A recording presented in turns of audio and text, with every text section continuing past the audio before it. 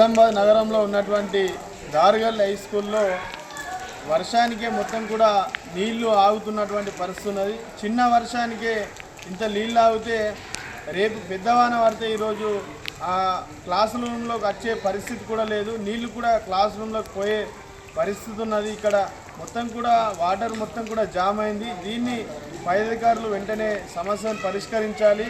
అదేవిధంగా ఇక్కడ మనకు బాత్రూమ్స్ కూడా విద్యార్థుల సంఖ్యకు అనుగుణంగా లేదు. బాత్రూమ్ల సమస్యలు కూడా వెంటనే పరిష్కరించాలని మేము జిల్లా పై అధికారులుగా డిమాండ్ చేస్తున్నాం.